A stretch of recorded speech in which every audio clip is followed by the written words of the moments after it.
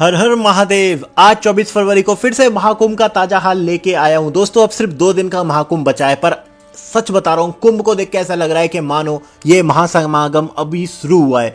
तो कैसी है भीड़, क्योंकि अब महाशिवरात्रि का महास्नान आ रहा है, तो भीड़ के बारे में लोग जानना चाहते हैं। कितना चलना पड़ेगा, घाटों में कैसे पहुंच सकते हैं, संगम नोस का क्या हाल है, सबके बारे में जानेंगे। वीडियो को एंड तक देखते रहे और चैनल को सब्सक्राइब जरूर कर दें।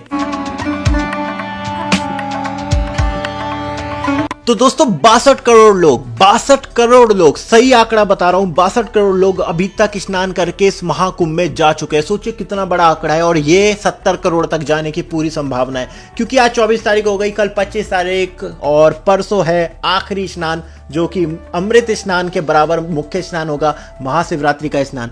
तो उसकी भीड़ अभी से ही दिखने लगी है, घाट भर गए हैं। अगर मैंने कल की वीडियो में कहा था कि जो महाकुंभ का मेला क्षेत्र है वो अब सिकुड़ता चला जा रहा है। झूसी तरफ अब सारे तिरपाल पंडाल हट रहे हैं, अरेल तरफ जितने भी सेक्टरों में लगाए थे सब हट रहे हैं, पर जो मेन भीड़ है वो अब संगम नोस की तरफ आ रही है।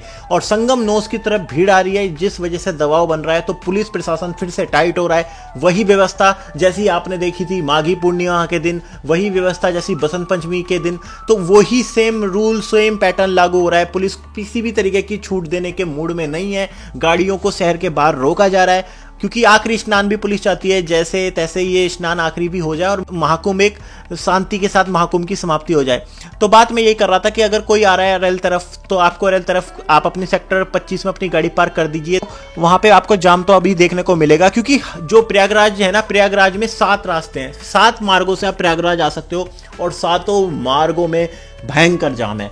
लोग अब पहुंच रहे हैं बड़ी संख्या में। लोग अब इस सोच में आ रहे हैं कि जिए या मरे, पर उन्हें प्रयागराज नहाना ही नहाना है, वरना ये 2 दिन बाद उनकी जिंदगी से एक ऐसा मौका चूक जाएगा जो कि जिंदगी में दोबारा नहीं आएगा। तो ये वाली सोच बन चुकी है लोगों की, जिस वजह से वो जिए या मरे अब तो प्रयागराज जाना ही है। तो ये 2 दिन बहुत ही ज्यादा भारी भीड़ देखने को मिल रही है, और वो भीड़ के किसी भी तरीके से शिवरात्रि के दिन तक उन्हें स्नान करना है, जिस वजह से बड़ी संख्या में गाड़ियां फिर से प्रयागराज की तरफ आ रही हैं। जितने रास्ते हैं सब रास्तों पे गाड़ियां आ रही हैं, और जितने भी मुख्य राष्ट्रीय राजमार्ग है प्रयागराज को जोड़ने वाले, उन सभी राष्ट्रीय राजमार्गों पे बहुत ज्यादा भारी भीड़, भारी जाम देखने को मिल रहा है। तो अरेल तरफ वही है, अरेल तरफ सिचुएशन थोड़ी सी अच्छी हो गई है।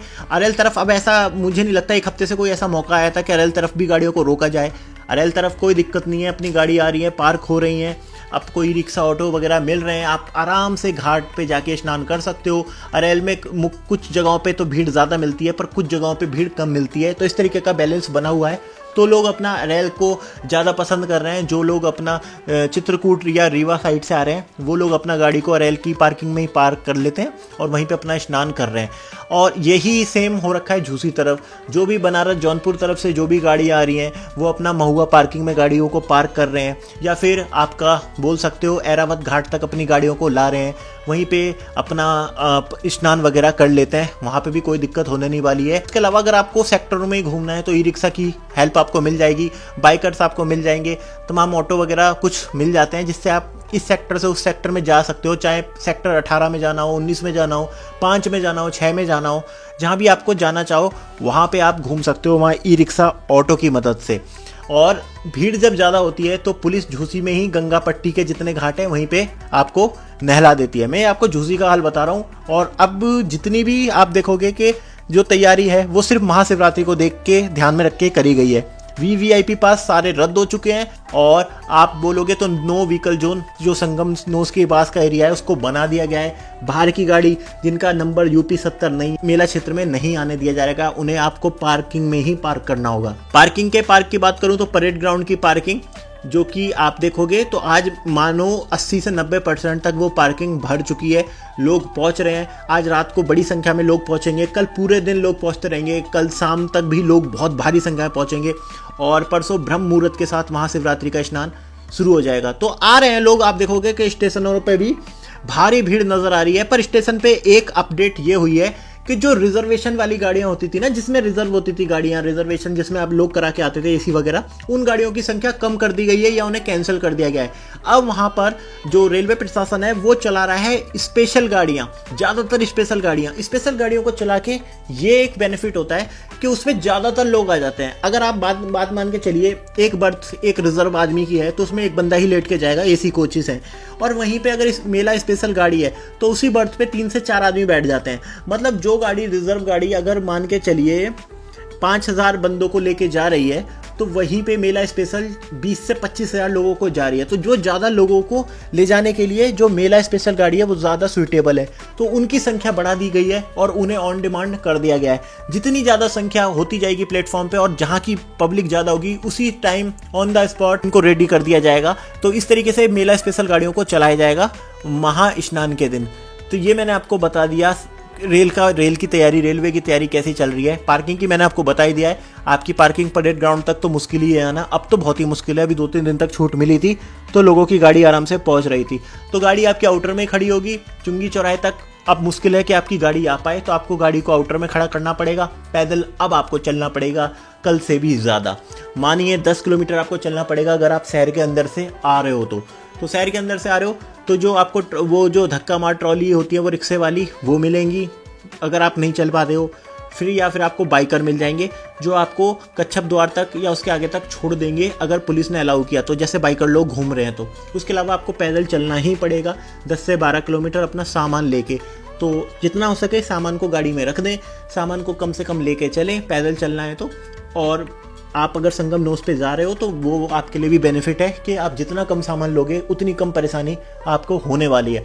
वरना संगम नोस पे कपड़े बदलने से लेके और अपना सामान रखने तक आपका टाइम होगा खर्च, और उस दौरान पुलिस लगातार लोगों को भगाती हुई रहती है, रुकने नहीं देती है। इसलिए वहाँ पे आपको बहुत कम टाइम मिलेगा अगर आप एग्जैक्ट संगम नोस पे ही जाना चाहते हो। हाँ, अगर आप गंगा पट्टी के किसी अन्य घाट पे जाना चाहते हो तो आप आराम से अपना संतोष के साथ स्नान कर सकते हो, कोई तसल्ली के साथ, कोई दिक्कत होने नहीं वाली है। क्योंकि अब जो मैंने बोला ना, एग्जैक्ट भीड़, जो एग्जैक्ट लोगों का अब जो जाने के लिए लोग उतारू हैं वो सिर्फ संगम नोस पे ही है। बाकी घाटों पे भीड़ अब बहुत कम हो चुकी है और वहां पे भी आप देखोगे आवागमन बहुत अच्छा हो रखा है और भीड़ अपना पीक टाइम पे आती है।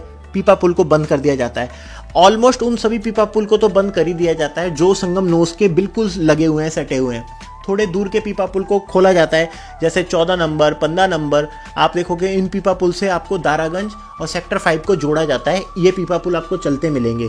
जो कच्छप द्वार के सामने के पीपा पुल है वो आप वहाँ से झूसी तो आ सकते हो, पर जाने पे रोक लगी हुई है क्योंकि भीड़ ज़्यादा हो जाती है। जितने ज़्यादा लोग झूसी और एराबाद की तरफ से आते हैं, पीपा पुल नंबर 1 2 3 4 का ही यूज़ करेंगे जिससे वो अपना आराम से संगम नोस पे पहुँच पाएँ।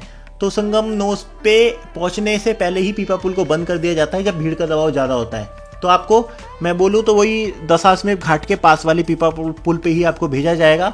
और अगर संगम नोस पे जैसे कल भी ऐसा मौका आया था कि ओवर क्राउड हो गया था, भीड़ ज़्यादा हो गई थी, तो फिर जो वासुकी वाला मार्ग है ना, वहाँ पे पुलिस ने जगह जगह बैरिकेडिंग करी थी और वहाँ पे लोगों को रोका गया था और उन्हें प्रेरित किया गया था कि वो वहीं पे जो गंगा पट्टी के घाट हैं, चाहे दशाश्वमेध घाट है या अन्य घाट है, वहीं पे स्नान करें। तो पुलिस की यही पॉलिसी है कि अगर झूसी या रेल तरफ से कोई आ रहा है तो उनको फिर संगम नोस पे नहीं पहुंचने दिया जाएगा, उनको स्नान झूसी में ही या रेल स्थान पे ही किया जाएगा। संगम नोस पे वही आराम से पहुंचेगा जो कि शहर के अंदर से आ रहा है। आराम से क्या मतलब, चल के वही पहुंच पाएगा। और संगम नोस पे स्नान करने का लोगों में जुनून बहुत ज़्यादा है, जिस वजह से लोग अपना पैदल चलने के लिए और जितनी भी परेशानियों से झेलने के लिए भी तैयार हो चुके हैं। तो ये मैं आपको आज की पूरी अपडेट और तैयारी मैं आपको बता रहा हूँ कि महाशिवरात्रि पे भी अगर आप ये सोच रहे हो कि अब कुंभ जा चुका है, मतलब कुंभ अब खत्म हो रहा है, हो सकता है लोगों की संख्या कम हो जाए, नहीं दोस्तों, ये एक ऐसा महाकुंभ है जो 26 फरवरी के जब रात के 11:59 भी होंगे तब भी यहाँ पे लाखों करोड़ों लोग होंगे। आज की बात करूँ तो 1 करोड़ लगभग आदमी आज भी पहुँचा है और जो संभावना है कि शिवरात्रि पे लगभग 3 करोड़ आदमी पहुँचने की उम्मीद है। तीसरे अमृत स्नान से भी ज़्यादा भीड़ महाशिवरात्रि पर इस बार अनुमान लगाया है कि आएगी। तो बसंत से ज़्यादा भीड़ अनुमान लगाया गया है कि महाशिवरात्रि पर इस बार आने वाली है। हर कोई आस्था की इस महाडुबकी को, आस्था के इस महासमागम में शामिल होना चाहता है, वो डुबकी लगाना चाहता है। सबके मन में बस वही भाव है कि ये मौका गया तो फिर वो अपनी ज़िंदगी में इस मौके को दोबारा नहीं जी पाएंगे। 144 साल बाद आया, इस ग्रहों के अद्भुत संयोग ने सबको ऐसा प्रेरित किया है कि आप देखिए 110 करोड़ लगभग सनातनी हैं और 62 करोड़ सनातनी इस महाकुंभ में डुबकी लगा चुके हैं। ये भूतो न भविष्य, ऐसी घटना, ऐसी अद्भुत घटना देखने को किसी भी देश में, किसी भी समाज में देखने को नहीं मिली थी, जो इस बार देखने को मिली है। लगभग हर घर से एक आदमी ने इस बार महाकुंभ में डुबकी लगाई है सनातन के। देश विदेश से लोग आ रहे हैं। आज अक्षय कुमार भी महास्नान करने पहुंचे थे, कैलाश खेर भी पहुंचे, तो वीआईपीओ का आना लगातार जारी है। हीरो हीरोइन, नेता, सब, क्या आम आदमी, क्या हीरो, क्या नेता, क्या मंत्री, सब जितने लोग हैं, जितने सनातनी हैं, वो चाहते हैं इस मौके पर वो भी आस्था की डुबकी लगा लें। ऐसा मौका उनकी जिंदगी में भी नहीं आएगा। तो पूरी जानकारी मैंने आज आपको दे दी है महाशिवरात्रि स्नान को लेके। और भी जितने आपके सवाल हों कमेंट करके ज़रूर बताइएगा। बस 1-2 दिन का महाकुंभ रह गया है, उसके बाद हमारा सफ़र भी यहाँ पे समाप्त हो जाएगा आपको जानकारी देने का। पर इसके बाद दोस्तों आपको पता है उत्तराखंड के 4 धाम शुरू होने वाले हैं, और 4 धाम मेरी विशेषता रहती है क्योंकि 4 धाम से रिलेटेड ही वीडियो मैं हमेशा बनाता हूं अपने चैनल पर। तो 4 धाम की जुड़ी हुई जितनी जानकारी है, वहां पे जुड़े हुए पैकेज, वहां से जुड़ी हुई संपूर्ण जानकारी मैं आपको बताऊंगा। तो इसके लिए आप मेरे चैनल को सब्सक्राइब जरूर कर दें, क्योंकि इसके बाद हम उत्तराखंड और 4 धाम पे फोकस करेंगे और वहां की संपूर्ण जानकारी, आपको संपूर्ण अपडेट मैं अपने चैनल पर कंटिन्यू देता रहूंगा। तो उन जानकारियों के लिए चैनल को सब्सक्राइब भी जरूर कर दें। आपने यहाँ तक वीडियो देखी, आपका बहुत बहुत थैंक यू, बहुत बहुत आभार। सबके साथ शेयर करें और चैनल को सब्सक्राइब जरूर कर दें। जय श्री राम, हर हर महादेव।